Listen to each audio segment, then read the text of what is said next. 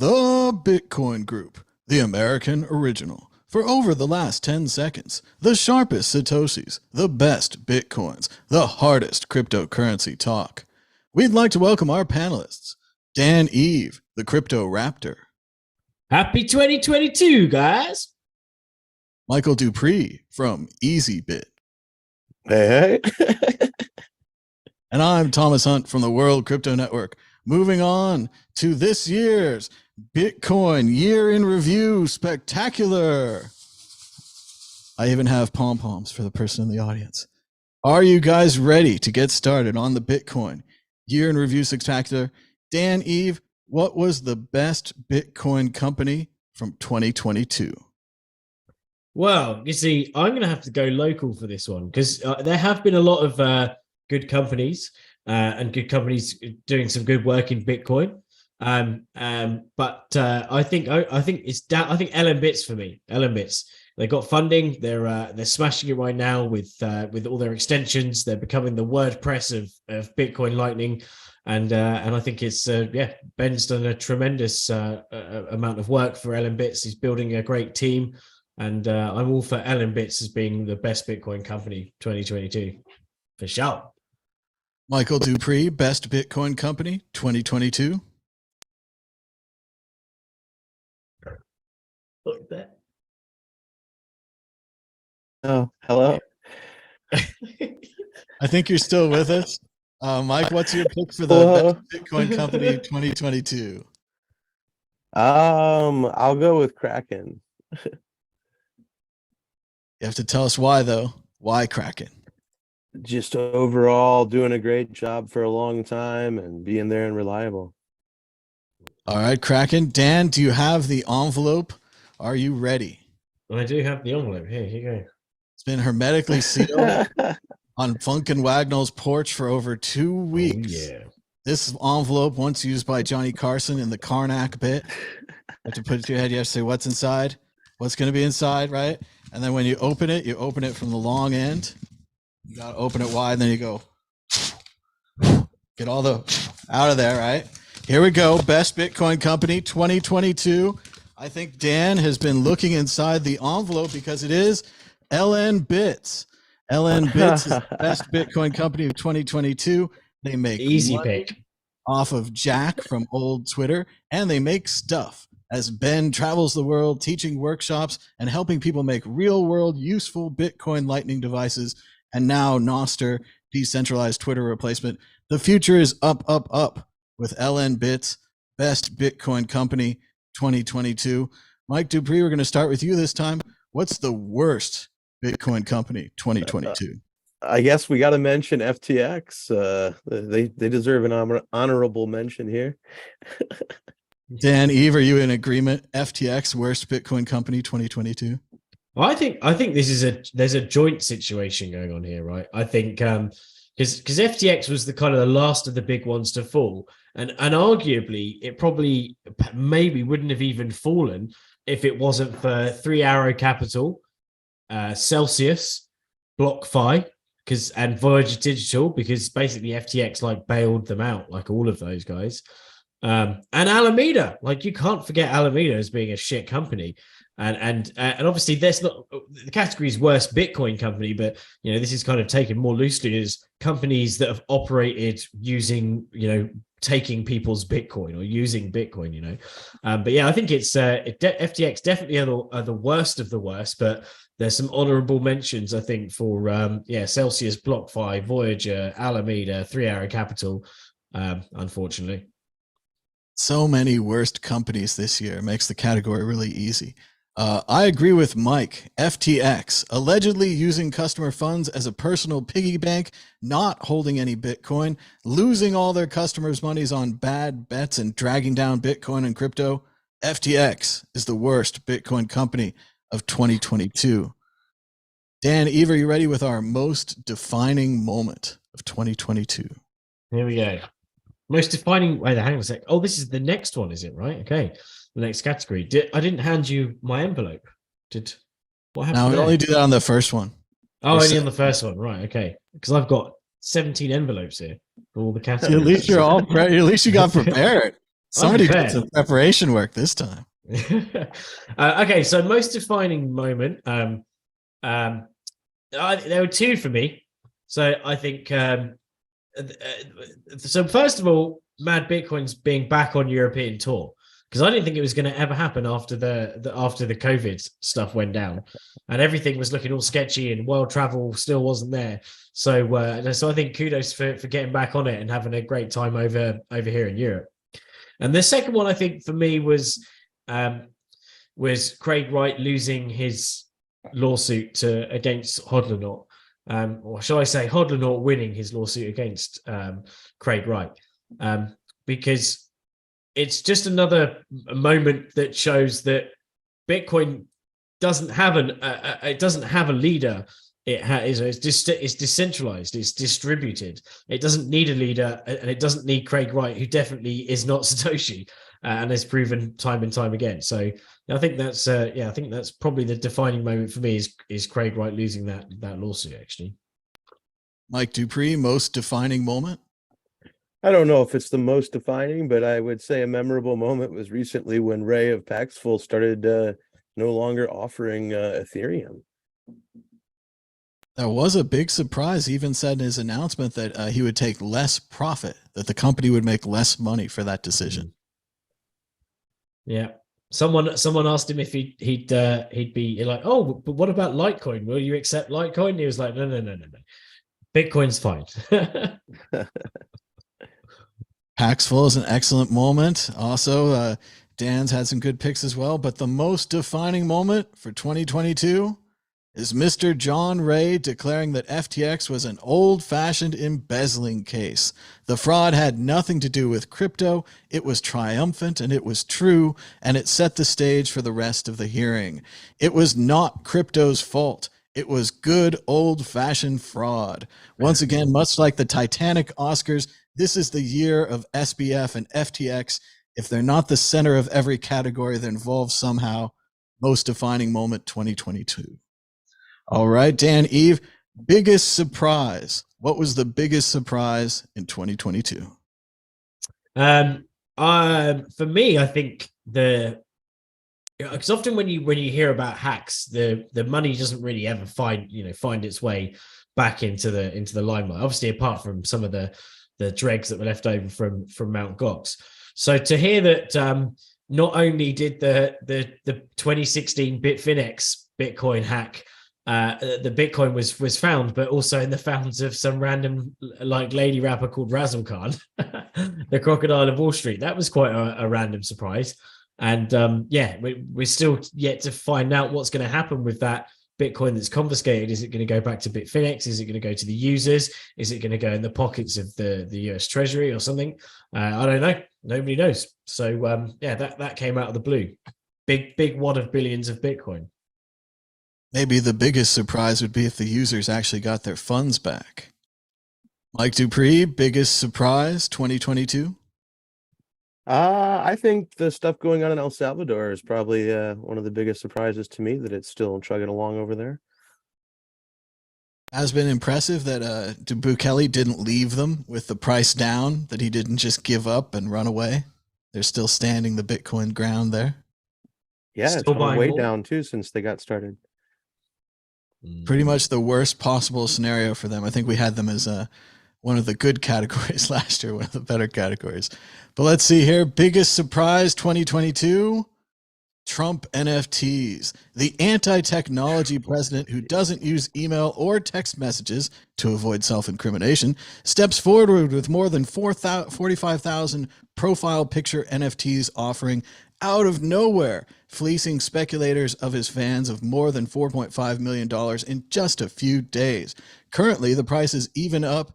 In the future, it might not be, but for now, the former president has an extra $4.5 million in his pocket, as none of the money was designated to go for his alleged campaign for president. Widely attacked by his own allies and enemies alike, seen as a used car salesman, a new low for the office of former president. But what an amazing surprise for 2022. Okay, Mike Dupree, best new offering 2022. I have to go with some of the stuff that Lightning Network's been creating. Lightning Network has been excellent. Dan Eve, what's your best new offering 2022? Well, best may not be the word, but I think the funniest new offering is also the winner of the previous category, which was the Trump NFTs. You know, from someone that turned around and said that they hated, that Bitcoin was a scam, to now having not just NFTs on Ethereum, but even more kind of detailed than that. They're on Polygon. Not that he probably knows anything about the networks or what they are, but I just thought it's just hilarious. I mean, you look through some of the pictures and they're just really like, if you were to design, if someone was to hear oh, Trump's making NFTs, like the NFTs that he's made would be what someone would have characterized to mock him, if you know what I mean. Like, he's made things that people would have made that were a joke about him, and that's what I think is so funny about it. So maybe not the best new offering, but at least the funniest new offering. Well, it's been made all the better that he's allegedly used copyrighted images in his NFTs and just trimmed out the watermark, and that people now found pieces of the watermark on, like the cowboy and the astronaut, whatever else that he put his little head on. It was an amazing offering, but I don't know about best new offering 2022. Nostr, the Twitter replacement. Ben's framework for using public and private keys to send status messages, fleshed out by Fiat Jeff and others, with the power and help of the LN Bits company, also best Bitcoin company, now has major funding, backing, and publicity from old Twitter's own Jack Dorsey. 14 Bitcoins and everyone in my Twitter feed talking about how to install Nostr. Decentralized apps may finally be here. Thanks to Ben Ark, Fiat Jeff, and others. Congratulations to Nostr, decentralized Twitter, best new offering 2022. Mike Dupree, what's the best technical innovation for 2022? Well, this one's difficult for me. I nothing really comes immediately to mind, but I'll go back again to the Lightning Network stuff that they've been building out, which is just, I think, really cool in general. A lot of people, especially in the media, don't even seem to know about the Lightning Network or mention it when they bring it up. The fact that you can send small amounts of Bitcoin around using an alternate network. I think we need to keep advertising it until they do. Dan Eve, what's your best technical innovation for 2022? So I like, I think Taproot, right? That was that came out in 2022, but as in was it was enshrined into the blockchain. I mean, there's not been a huge number of uses for it yet. I mean, you can see that, like on different wallets, they now support Taproot addresses, but there's not the kind of DeFi explosion that some may have kind of thought was coming. Like, the DeFi is going to move on to Bitcoin with Taproot. But I think another technical innovation that I did like is the fact that on the Lightning side is that it's becoming a lot easier to switch from Lightning to Bitcoin on chain. A lot more services doing it. And when I was working on other stuff like Reward Pool, people had it was difficult for them to get their Lightning sats onto Bitcoin main chain because not everywhere accepted Litecoin.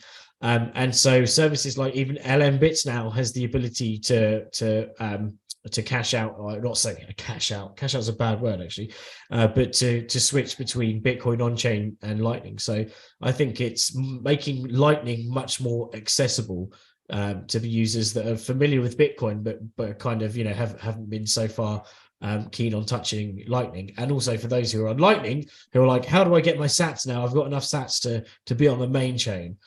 So more services integrating Bitcoin to Lightning and Lightning to Bitcoin. Dan Eve, I think you can see my screen. You sent over a camera with the envelope.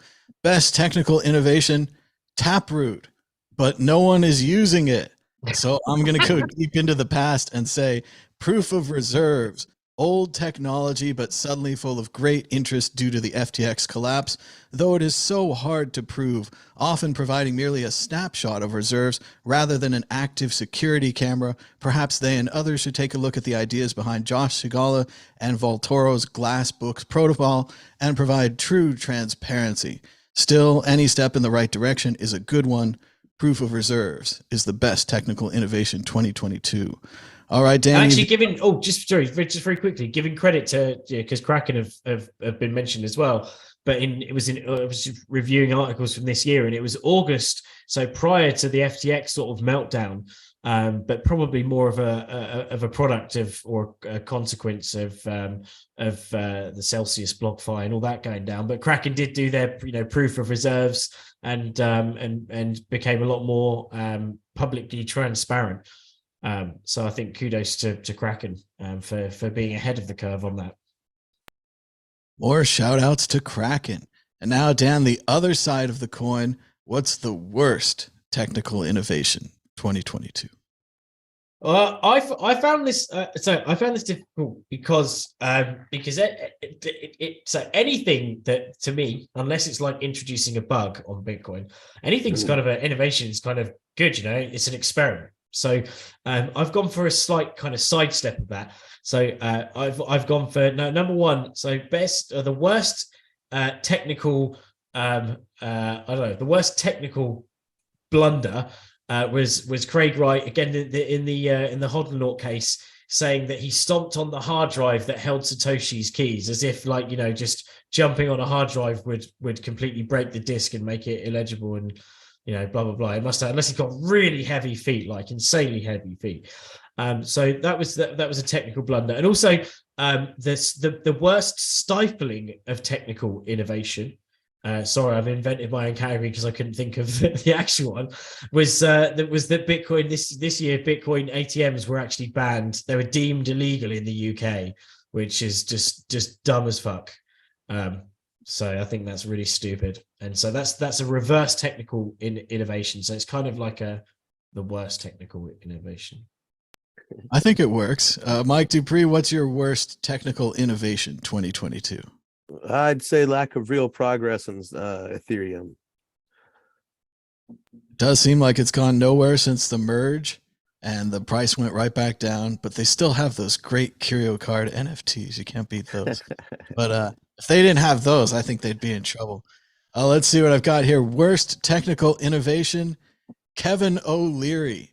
Mr. Wonderful from Shark Tank. Gone from crypto denier to crypto believer, but he still knows nothing and goes on TV making ridiculous statements about how everything FTX and SBF did would be tracked on the blockchain, even though we know now that they use Slack disappearing messages and communicated large loan decisions by emoji, creating an untrackable web that no blockchain could ever hope to explain. And yet still this man spoke as an expert before Congress, accusing CZ of destroying FTX and defending SBF, who paid Leary $15 million and has seemed to gain a lifelong friend. Though he's not technical at all, and that's the point, Mr. Wonderful is the worst technical innovation 2022. All right, Mike Dupree, enough already. What have you had enough of this year?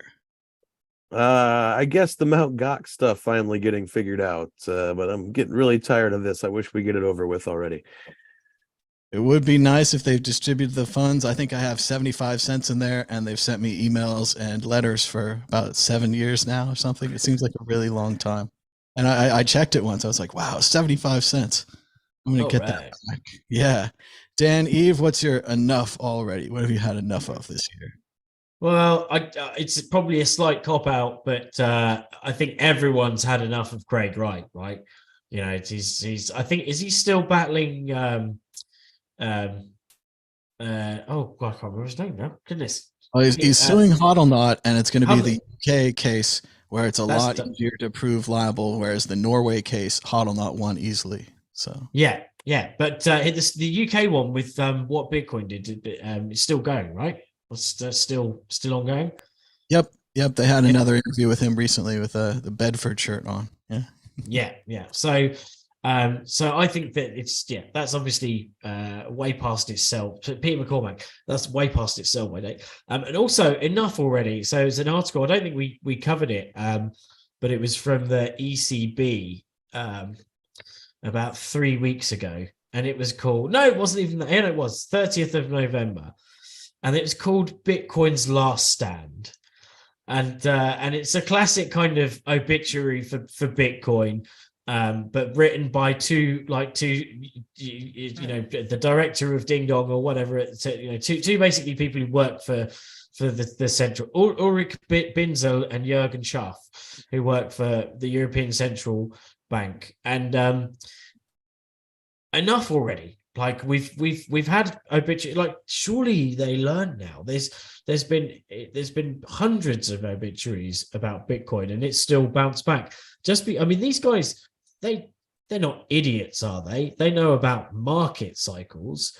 You know, when Amazon's share price goes down, they don't go, "Oh, that's it. Amazon's done for now. The share price has gone down." Oh, you know, oh, Meta's got now, it's completely done for. The share price went down.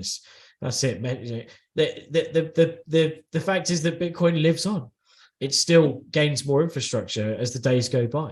So I just think it's a really silly kind of article, and it's almost I almost see them as a bit kind of, I just pity them in a way, right? You know, they just don't get it, and it's like Satoshi's line. I thought initially, I must admit, I thought it was not. I wouldn't say not arrogant, but a bit kind of like unhelpful, slightly, when Satoshi said, "Hear me out." When he said, like, if you don't get it, I'm not going to, bother, taking the time. I can't remember. I'm paraphrasing, explaining it to you again. But I get it now. It's like you can't stop if someone just doesn't get it. Like, just they're not going to get it. So you can leave these little central bankers running fiat money into the ground, printing it out of thin air, and writing silly little articles about Bitcoin, which they're only writing because they feel completely threatened by the fact that they're incapable of running monetary policy themselves, and they probably are very envious of Bitcoins. So yeah, enough already of central banks moaning about Bitcoin. It's always the people that hate Bitcoin the most who take it during the market cycle to trash on Bitcoin. Even though we can look at a longer zoom, if we zoom out, Bitcoin's lived and died about 5 other times, right?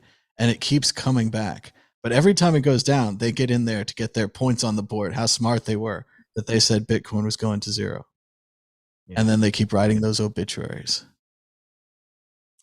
Well, I don't know, Dan, I push back a little bit. They do kind of say that Meta's dead all the time. Like Tesla went down a little bit, and they're like, Tesla's dead. It's out there like building cars. They have all these factories, all these people working for them. They're like, your stock went down. You're dead.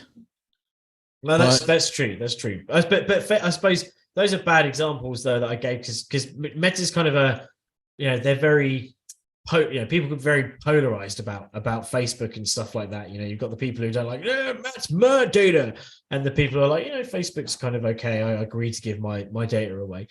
But yeah, ultimately, just because the share price is dips down, especially when it's with the rest of the market, you don't say that the whole industry is collapsing. Well, maybe you do. Maybe the problem is it's easy to go and doomsday about stuff. Because people don't really people like that fear factor, right? They like the idea of things breaking and exploding and falling and being crushed or whatever. So whilst obituaries are for Bitcoin, they always sound cool.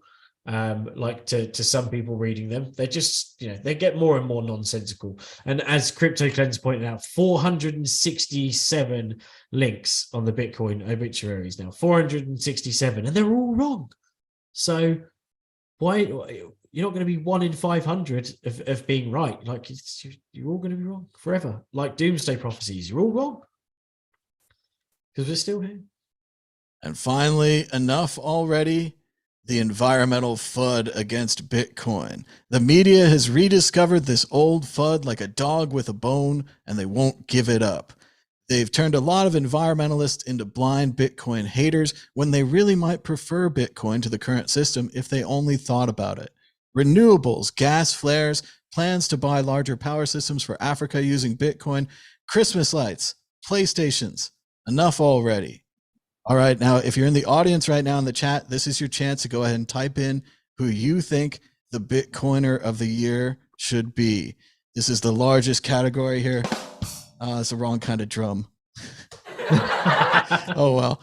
I was going to give you a drum roll, Dan, but I have a drum beat. So here we are, Bitcoiner of the year. Dan, Eve, who's your pick for Bitcoiner of the year? Well, I find it always difficult picking a specific Bitcoiner of the year, right? So I'm gonna twist it slightly. Well, not twist it, but I find the best people to convince you into Bitcoin are the ones that are against it. So I'm actually going with governments and central banks are the best Bitcoiners of the year. They all win it joint because the more you learn about how government and central banks work, the more interested you are in Bitcoin, the more Bitcoin makes sense, right? And so I think that the best educators for Bitcoin are the existing systems that Bitcoin is looking to replace. And so, yeah, I'm going to go for governments and central banks. I think last year I went for Peter, what's his name? Peter Schiff. Because again, he apparently hates Bitcoin, but can't stop talking about it, and so he's getting all his gold bug friends, who he thinks he's dissing Bitcoin to, but he's actually getting them thinking about Bitcoin even more. So yeah, I think it's almost like an infiltrate and destroy thing. And so the more these central banks and governments get worried about Bitcoin, the more of a positive thing it is for Bitcoin. Dan going with the inverse Bitcoiner of the year again. Michael Dupree, are you ready? Who is your Bitcoiner of the year? I'm going to go with Elon Musk, even though I'm sure that's going to be controversial to some, but yeah. He's definitely get the word out about Dogecoin. Yeah, why not? It is funny. It goes up and down every time he mentions it. But Elon, did Tesla stop? Oh, Dan's this audio. Year, wasn't it? Oh, it wasn't it this year though that Tesla dropped 936 million of Bitcoin because they fell for the environmental FUD thing, right? Yeah, a couple 100 million here and there, Small change. But what's good? I think as much as the environmental FUD is over, I think we haven't even reached the beginning part or the end of the beginning of the Ethereum attack against Bitcoin on the environmental side.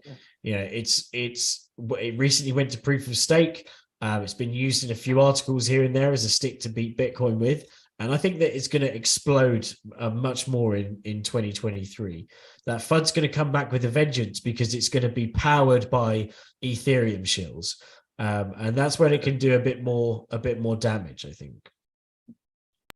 That's the very same chain that has the curio cards. Wow. All right, here we go. Bitcoiner of the year, following a trend. The Bitcoiner of the year 2022 is Ben Ark. Launching LN Bits, turning into a company, spinning off Noster, and helping Fiat Jeff get funding, traveling the world, teaching people in person how to make POS devices, and so much more. For this, Ben Ark is the Bitcoiner of the year. All right, Mike Dupree, do you have an honorable mention for Bitcoiner of the year? Someone that you think should be mentioned but didn't get mentioned? Sure, we'll go with Jack for the honorable mention. Jack from Twitter, who quit his job to help on Bitcoin and seems to be just kind of sitting around watching Elon burn his company down. So don't be a quitter, work for Twitter. There you go. All right. Jack's also doing good stuff in Africa. They had a lot of talk about him during the African Bitcoin days. And of course, he funded Ben Ark and LN Bits and Fiat Jeff and all these guys. So it all ties together. Dan, Eve, who do you have for honorable mention for Bitcoiner of the year? Oh, you see, I read this completely wrong because I'm an idiot sometimes. And I thought honorable mention was just stuff that didn't fit into other categories that we've already done. So my honorable mention, I'll save the honorable mentions. But if I was to pick off the top of my head for someone that could have been Bitcoiner of the year as an honorable mention, well, because I didn't give it to, I gave it to governments and central banks. I'm going to go for Ben Ark as my honorable pick of Bitcoiner of the year. Very good. Very good. Get on the host's good side. We all need to butter up Ben for when he gets famous in the future. All right. Honorable mention for Bitcoiner of the year 2022. I've got like a three-way tie, probably more. CoffeeZilla, Autism Capital, CoinDesk, all those who covered the SBF FTX disaster with breathless intensity like hound dogs on the scent. They dug their teeth deep into the story, and through their coverage, we were able to understand what went on far quicker than those who only watched the mainstream media, and with much more in-depth coverage. Even though they might not be Bitcoiners, through their intense coverage helped defend the good name of Bitcoin and cryptocurrency, and for that reason, they're honorable mention Bitcoiners of the year 2022. But really, it's all about Ben. No one cares about honorable mention, and for good reason. No points for second place. Moving on. Dan, Eve, are you ready with the story of the year? I will, but as I screwed up the questions, you see, so my honorable mentions of just stuff to honorably mention in general, apparently, was another year, another 100% uptime from Bitcoin, like 100% uptime. You know, that's even whenever you go and pay for even the most expensive of services, you know, they will never show you 100% uptime, because it's near impossible to do, and Bitcoin does that. So I think it's fantastic. 100% uptime. Another honorable mention, actually a recent one of an event which I kind of like, was the sad delisting of BSV from Bitfinex, along with other coins like Celsius. And BSV people were very unhappy about that, because they didn't want to get bundled in the failed projects like Celsius bag. Or scam projects. So so that was my honorable mention, because I misunderstood the wording. And the story of the year is a selfish one for me, but it's been because I've had a new baby this year, Theo, and it's just been really, really fun. And so that's my story of the year is my little boy Theo, and watching him grow up and interact with my other son. I think it's that's just been really, really fun, and a nice break from just thinking about crypto 24/7. Baby Theo, a real homer pick there from Dan. Also, they're saying in the chat that Mad Bitcoin should be Bitcoiner of the year. I agree with that. Michael Dupree, story of the year. What was the biggest story in 2022? I don't know on this one. This one's a tough one. I guess the biggest story to me, I'll go back to Tesla and say with them buying and selling Bitcoin and trading, it was pretty substantial, mainstream kind of event going on. A major event in Bitcoin, no doubt. But my story of the year is the same thing I've been saying all night. FTX. Sam Bankman-Fried and Caroline Ellison's Frankenstein monster tore through the entire Bitcoin industry with a vengeance this year, causing dominoes to fall in all directions, not only destroying the price of Bitcoin and all cryptos. The story, which was in part launched by CoinDesk, whose story exposing FTX may now collapse their parent company DCG, which is reeling from lost funds loaned out to SBF to bet on margin trading. It has been a wild year. It can only be topped by next year. FTX collapse is the story of the year for 2022. All right. Anything that we missed? Anything else we need to mention? Go ahead, Dan. Well, I was going to say, what's the latest on that? So from my reading, so SBF was being extradited. He was unhappy about his lack of vegan food in the jail.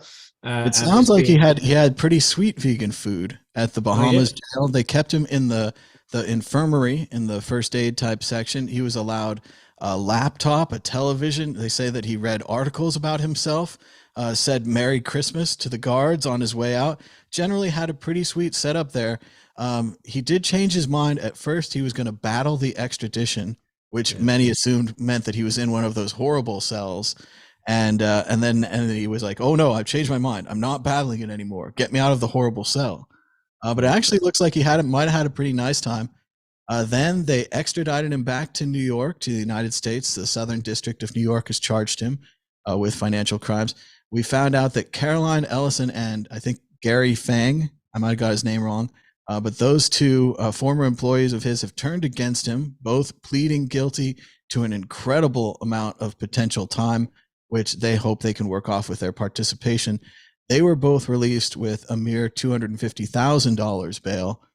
Sam Bankman-Fried allegedly raised, even at 10%, it would be, he was charged with $250 million. It's the largest bail ever, I think somebody was reporting. I couldn't think of one bigger. I tried to think of gangsters and murderers and so forth, and I couldn't think of a bigger one. But allegedly, he raised it. Usually, bail is about 10%, so he raised $25 million. Or in actuality, what they say is that his parents, his aunt, a family friend, all put their houses up as collateral for the bond. But that was I read that's 4 million. So there's still 21 million left. Yeah, I heard 4 million from his parents' house, I think. Yeah, so that's still a huge amount. But let's face it, it's not like he couldn't. I mean, the idea of him saying, "Oh, I've only got $100,000 left," that's just ludicrous. Let's face it. Although Bitcoin and cryptocurrencies are extremely traceable because they're on a blockchain, there's no way in hell that he doesn't have wads of coinage here, there, and everywhere. The fake company structure, or the allegedly fake company structures that helped facilitate all these crazy wooded money moving everywhere, as if there's not a huge amounts floating around. And, of course he would find donors that would suddenly give him money out of thin air. Who would want to give money to someone who's the one of the biggest fraudsters in history? So all a bit crazy, I think. The problem with the Bitcoin is that the bail bonds people won't accept stolen Bitcoin for the bond. So he had to have planned ahead, turned that into money, actually had it in his account. Sometimes even your account will get frozen. For someone like the alleged Dread Pirate Roberts, Ross Ulbricht, you would think he would have already had an account with a law firm, already paid them money, put it on retainer, and been prepared for this possibility, same as SBF.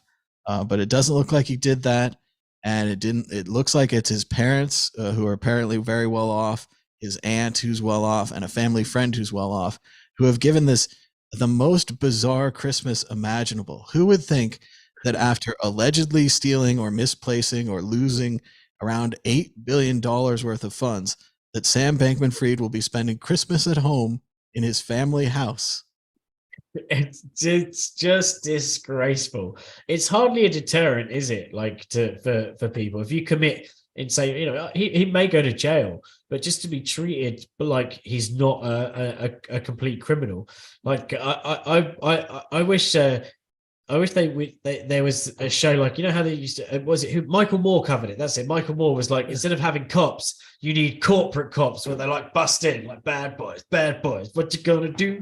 Take out Sam Bankman-Fried, not take him out like that, but as in drag him out with cuffs and treat him with the same what they should do in this scenario, right, is how badly they treat someone who steals a packet of crisps. The police drag them out, they probably end up losing a tooth or whatever, in a scuffle. So this man stole 7 billion packets of crisps, right? So treat him like he's stolen 7 billion packets of crisps.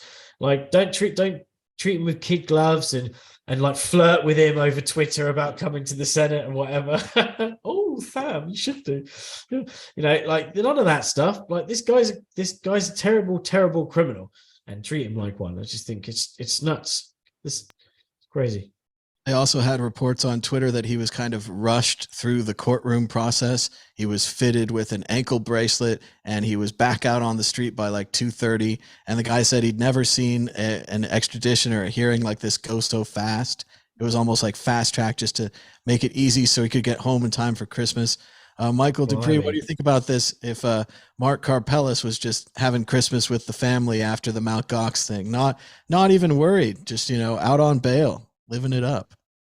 I think he did end up out on bail eventually, but yeah, I don't know, man. It's a lot of people's hard-earned money these guys are talking about. So I'd like to think, though, at least that with time that he'll get to face the music. Well, so many other people who do much less. If you're caught for drunk in public or something and you're there on the weekend, you have to spend the weekend in jail. And I think it sucks. Like it would be really bad. Now it doesn't seem like for SBF that this has happened. They could have arranged this and said, hey, the court's closed. You know, we messed up. We can't process your documents fast enough, and stuck them in jail for Christmas. They could have arranged this, but it feels more, and I hate to say it, it feels like the Epstein and Giselle Maxwell case where larger hands are guiding the trial and so forth. So I don't know if he runs, if he destroys his parents with a $250 million bond on their head. Does he take care of himself? Does he show up for court? What do you guys think? And I think Mike's also got the future prediction down there. Carpellis got off. What's to say that this guy doesn't get off too? Like, let's just say he just completely gets away with it, back on the street, running another company, a job with a friend. Dan, Eve, predict the future of SBF. Well, isn't he potentially? He's going to be potentially serving him like 105 years or something. But how likely? He's been charged with like 7 counts. It includes wire fraud. Caroline and the other guy, Gary, they both pled guilty to 70 and 100 years of potential charges. Presumably, they'll get some that time back for ratting out Sam. But for Sam, there seems no one else to rat out.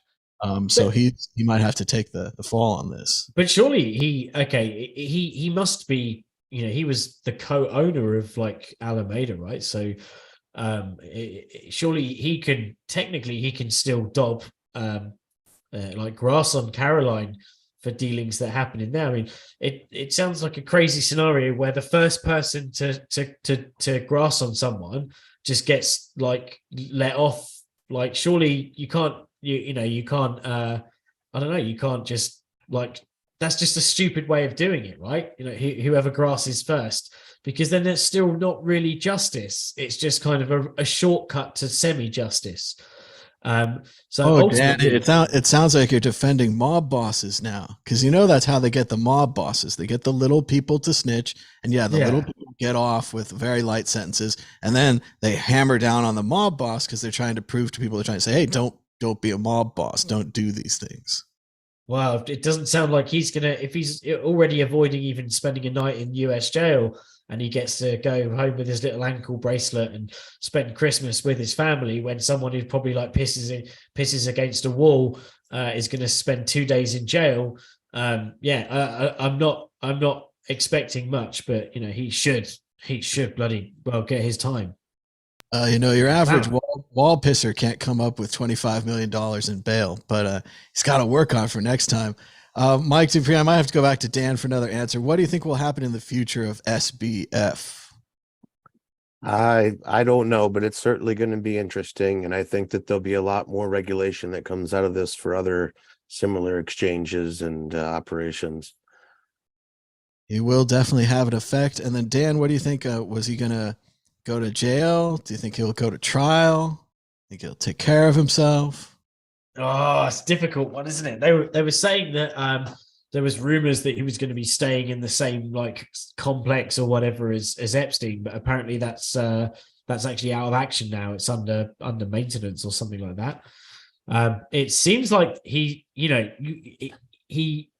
is the sort of guy that he obviously has a lot of connections. You know, there's lots of pictures of him posing with people that seem pretty powerful. So he's probably got a lot of people on his side that he can probably, he's done a lot of favors for.